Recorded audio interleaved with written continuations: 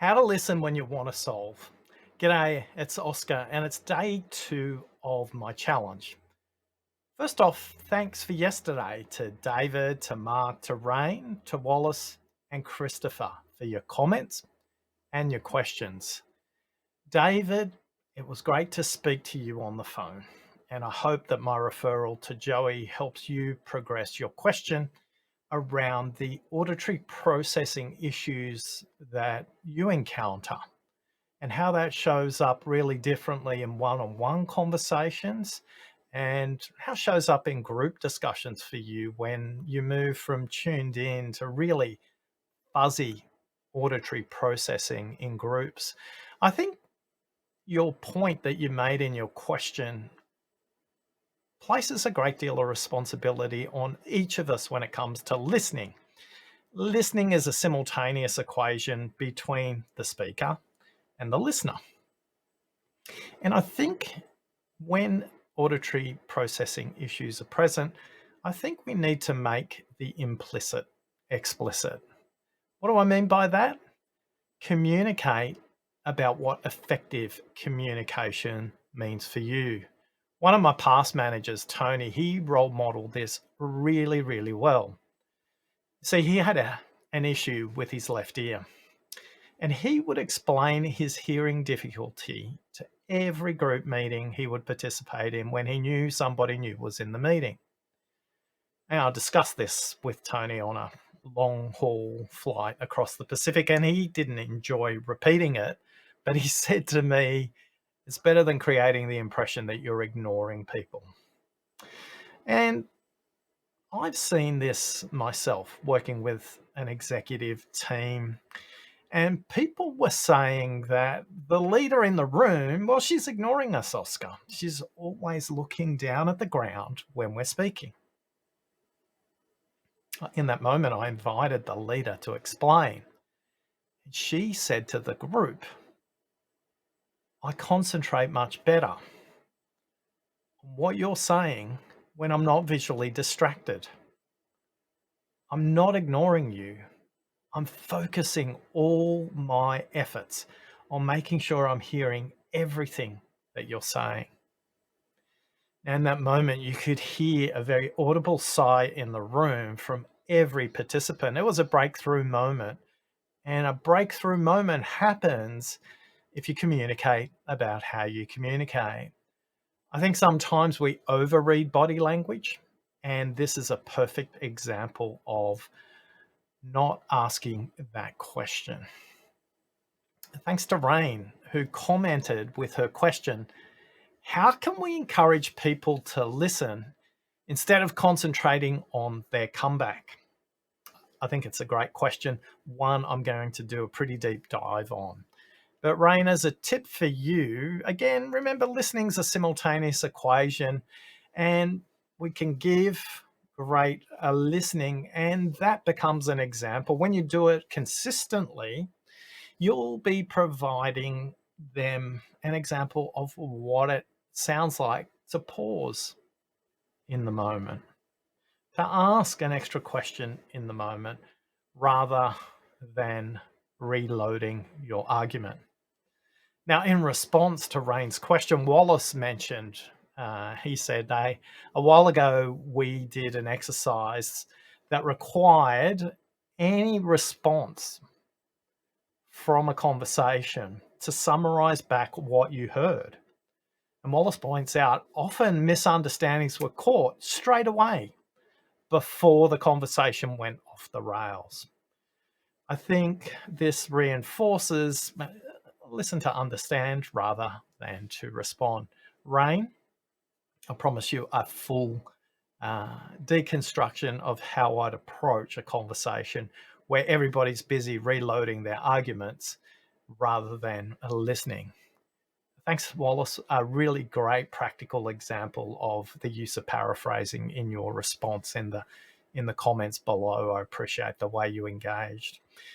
Christopher asked as well, he said, how many layers, Oscar, can a person listen to and simultaneously sustain? Now, Christopher, I can say to you, look, listening is a strategy and it's a practice, but it's also about very small progress.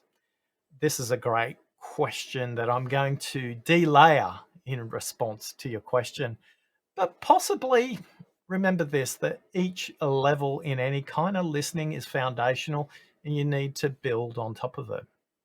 But here's a completely different perspective. Here's my hint for you, Christopher, and I'm going to give you a full explanation of this in another video.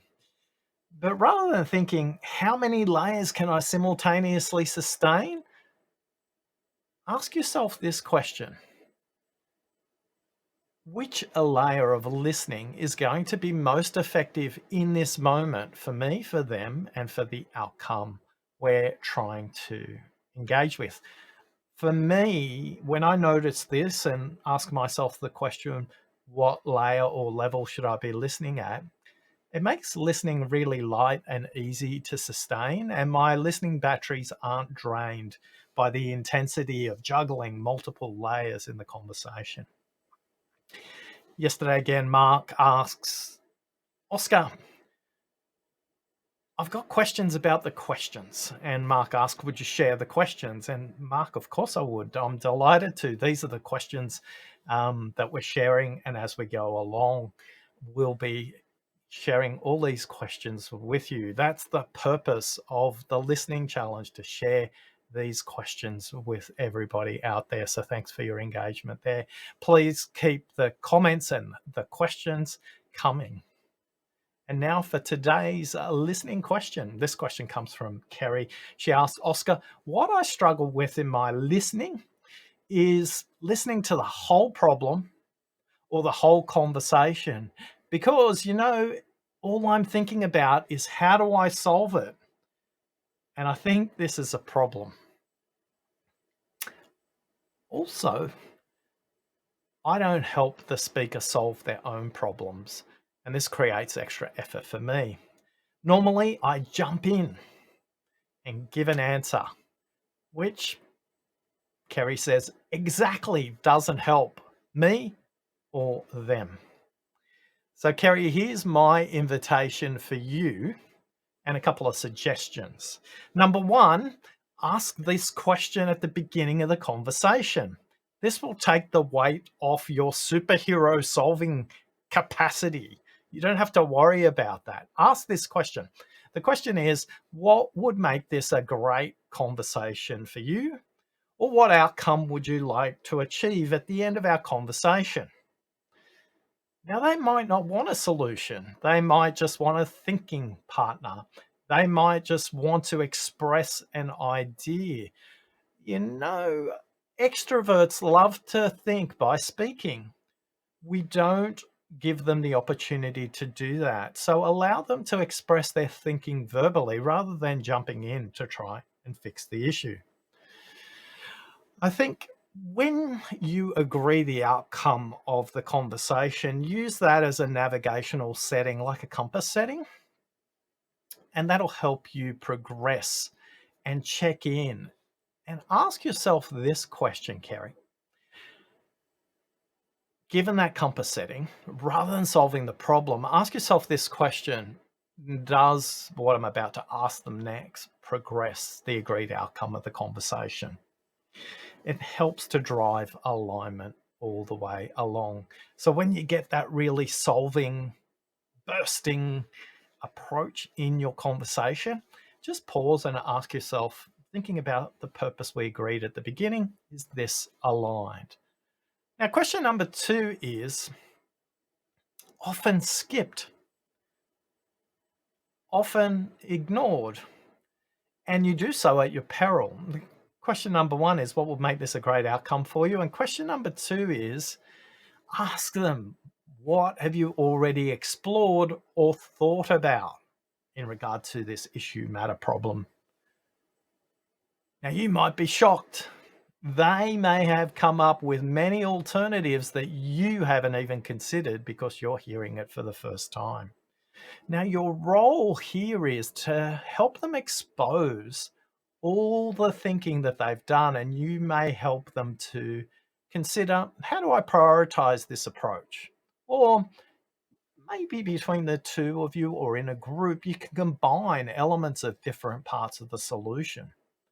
Or something may simply emerge through the process of having a conversation.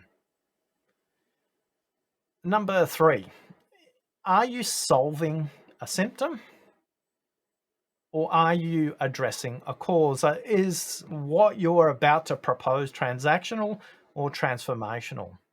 And which one of those two serves the agreed purpose of the conversation? If you come back and always check in with, is this serving the agreed purpose of the conversation? Then you'll make great progress. For you, Kerry, listening will become lighter. Your problem solving passion, it won't go away, but you will bring different approaches that they possibly haven't considered.